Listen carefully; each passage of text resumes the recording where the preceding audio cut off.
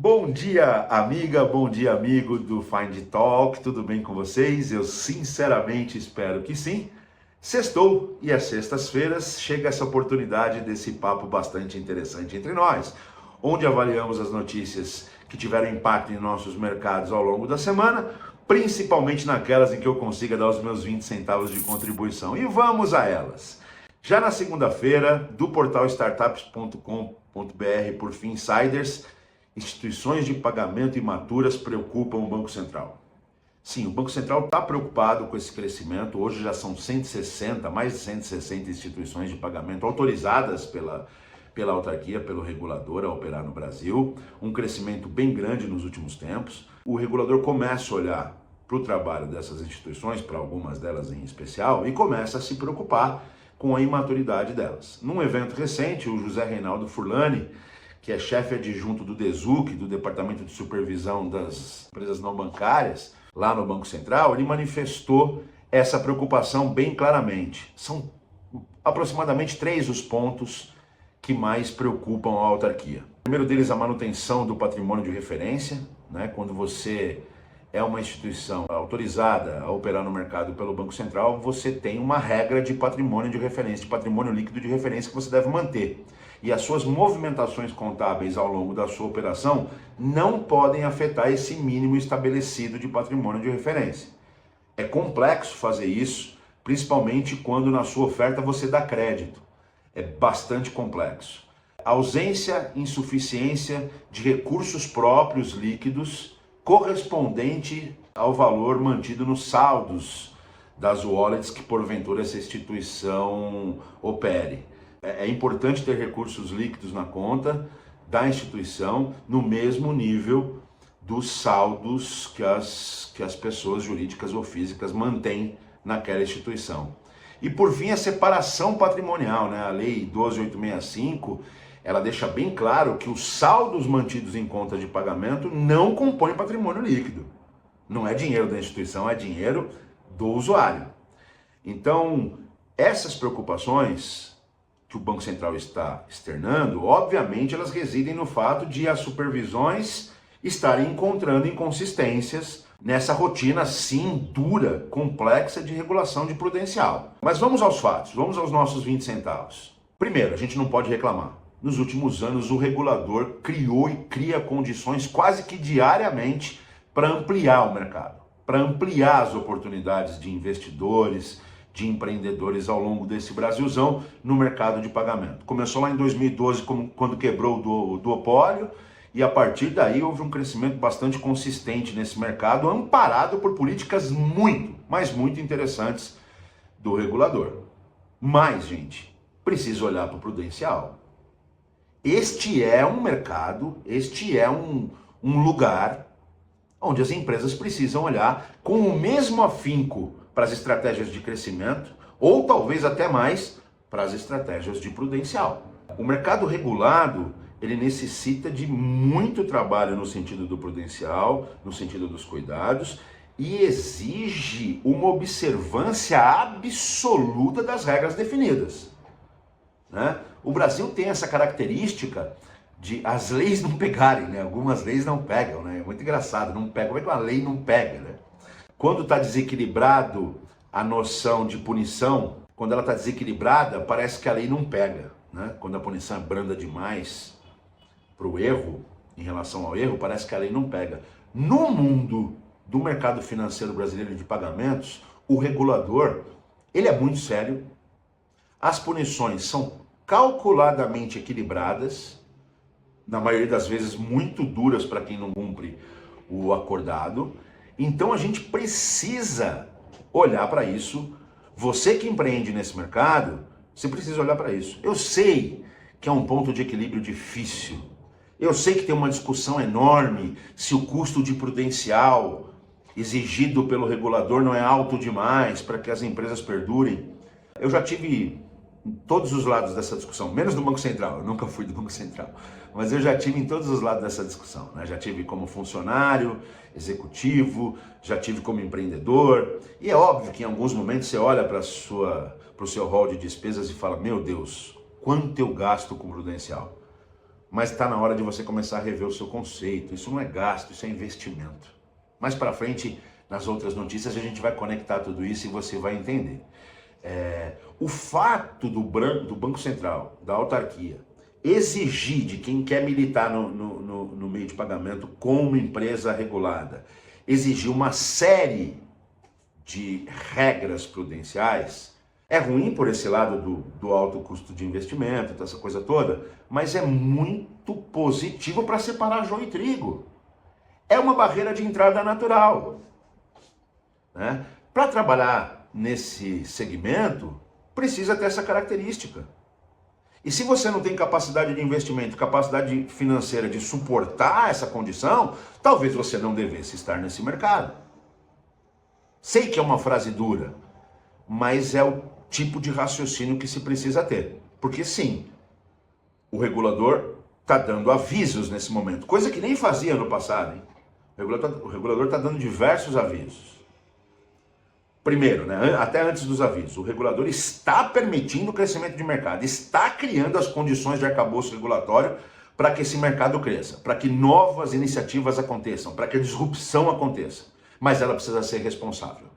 Ela precisa estar totalmente aderente às regras que esse regulador define.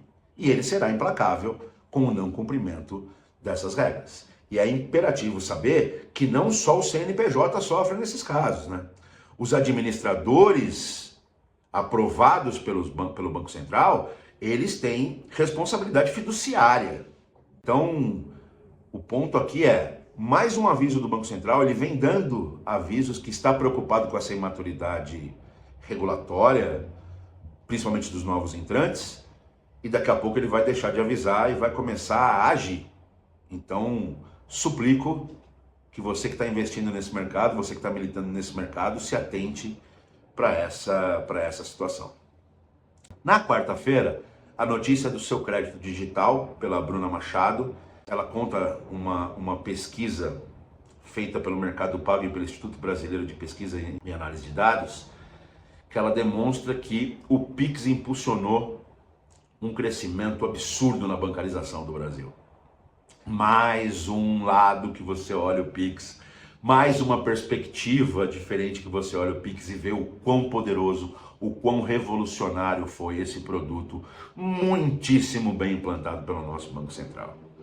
Este produto de Instant Payments, de fato, revoluciona vários aspectos da cadeia, né? E um deles é o aumento da bancarização. 32% da população que poderia se bancarizar, se bancarizou, motivada pelo interesse em usar o Pix. Isso é absolutamente fenomenal. Os meus 20 centavos aqui vão em dois caminhos. O primeiro é dizer o seguinte: sim, o Pix foi o grande motivador. As pessoas queriam receber mais e melhor numa jornada mais fluida, ou pagar mais e melhor numa jornada mais fluida, mas só foi possível também porque, junto com a inovação que emanou do Estado, né, que emanou da autarquia, do regulador, que é o próprio Pix em si, as pessoas precisam ter acesso a produtos bancários para conseguir operacionalizar a ferramenta. E foi através do aumento de oferta de produtos bancários, através dos bancos digitais, através das fintechs, através de várias outras iniciativas do próprio regulador, como o Open Finance, foi a partir daí que a tempestade perfeita ou o sol perfeito aconteceu, né? Foram várias as questões que fizeram com que a bancarização no Brasil avançasse tanto e tão rapidamente nos últimos anos. Então, a criação de mais players, ofertando o produto de forma mais dinâmica, fluida, ajudou a esse gol, sim, impulsionado pelo desejo das pessoas de estar no mundo do Pix. E bancarização, minha gente, não tenhamos ilusão, bancarização é democratização. Você bancarizar, você digitalizar uma população, é você dar mais poder a ela. É você torná-la participante mais ativo do ciclo produtivo das coisas. Então isso é muito legal, isso é muito importante, não só para os players, não só para o nosso mercado, não só para eu ter notícia para falar aqui, mas é importante para a nossa sociedade. Quanto mais as pessoas estejam inseridas nos ciclos produtivos, E estar inserida no ciclo produtivo inclui, obviamente, estar inserida no sistema de pagamentos, você poder receber e pagar de forma clara, fluida e segura, mais essa sociedade tende a crescer. É o crédito, é a oferta de crédito mais eficiente, tornando o crédito um produto muito maior do que ele é hoje no Brasil, e acesso à digitalização e à bancarização. São os dois elementos que nós, no nosso mercado, precisamos contribuir com um sem número de outros que precisam ser criados e consolidados para que a gente cresça como economia importante no mundo de fato. E a terceira notícia, que é interessante que se conecta com essas outras, é a notícia que foi mencionada hoje pelo Lincoln, no Morning Talks de hoje, notícia dada pela Convergência Digital, pela Roberta Prescott, que trata da Mastercard anunciando que a sua IA generativa vai examinar mais de 1 trilhão de pontos de dados no combate à fraude.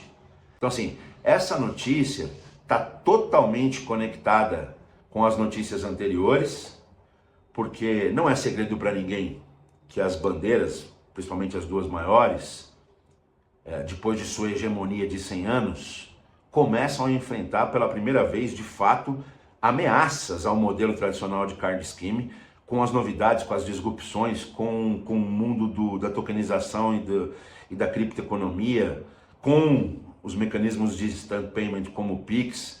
O mundo do card scheme, até então inabalável, inatingível, ele começa a sofrer. Não é segredo para ninguém. Mas também não é segredo para ninguém que essas bandeiras detêm um poderio financeiro ainda muito grande, né? Elas estão certamente no rol das empresas com mais caixa no planeta Terra, sem sombra de dúvidas. E elas não estão paradas, né? Esses 100 anos de hegemonia as tornaram muito poderosas, não só sob o ponto de vista de resultado financeiro, mas as tornaram muito poderosas na cultura de inovação, as tornaram muito poderosas na cultura de administração e de gestão, e óbvio que elas não estão paradas. E um dos elementos que a indústria de cartão olha, além das inovações, da disrupção, um dos elementos é a segurança. É se utilizar das redes muito bem desenvolvidas ao longo desses 100 anos e absolutamente maduras, é se utilizar dos arcabouços de produto mais estruturados, porque já foram testados ao longo de décadas, é se utilizar dessas coisas para prover mais segurança para o usuário. Então, todas estão anunciando iniciativas gigantescas no sentido de ampliar a segurança das operações. E isso se conecta com tudo que a gente falou até agora. A gente se conecta com as empresas que estão imaturas no arcabouço regulatório, que entraram no game de empresa regulada pelo Banco Central, com a possibilidade de crescer e de participar ativamente desse mercado, tem a responsabilidade acessória de garantir segurança. E aí olha para os gigantes, óbvio que você não tem o mesmo poder em absoluto, em valores absolutos, é óbvio que você não tem o mesmo poder de investimento, mas olhe para o percentual que essas empresas investem em segurança e garanta esse mesmo percentual na sua operação. Os valores absolutos serão menores, mas a sua exposição é menor. Então, o ponto-chave da questão aqui é, se você quer trabalhar no mercado de pagamentos, é óbvio que você precisa ter inventividade, é óbvio que você precisa ter precisão, é óbvio que você precisa ter fluidez, mas acima de tudo você precisa prover muita segurança para os usuários. Muita segurança para os usuários.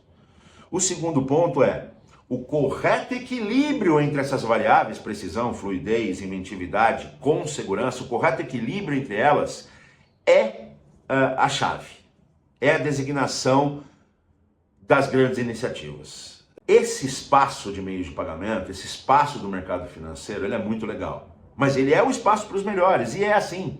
E por quê? Porque a gente transaciona o dinheiro dos outros, e isso é muito, mas muito sério.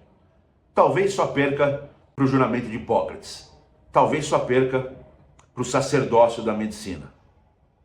Tirando isso, a gente lida com coisa muito importante, que é transacionar o dinheiro alheio. E para isso, a gente precisa ter muito equilíbrio entre a agressividade para o crescimento, querer mais cliente, querer crescer, querer fazer mais operação, mas garantindo a segurança. Isso é fundamental. E aí, a chave do jogo é objetivar crescimento sempre, mas não esquecer da perenidade.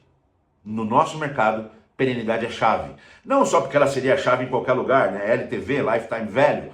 Quanto mais perene a sua operação for, mais dinheiro você vai ganhar, mas não é só por isso.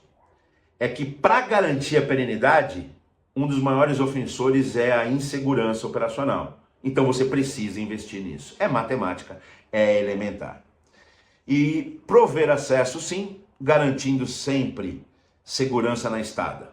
A porta precisa ser larga, mas não escancarada. E uma vez que o cliente entrou, ele precisa ter piso, ele precisa ter teto, ele precisa ter parede, ele precisa ter encanamento. Olhe para isso. Não seja a empresa do voo de galinha. Não seja a empresa do tiro curto. E, principalmente, não seja a empresa que será punida corretamente, diga-se de passagem, pelo regulador daqui a algum tempo. Um excelente final de semana a vocês. Um beijo.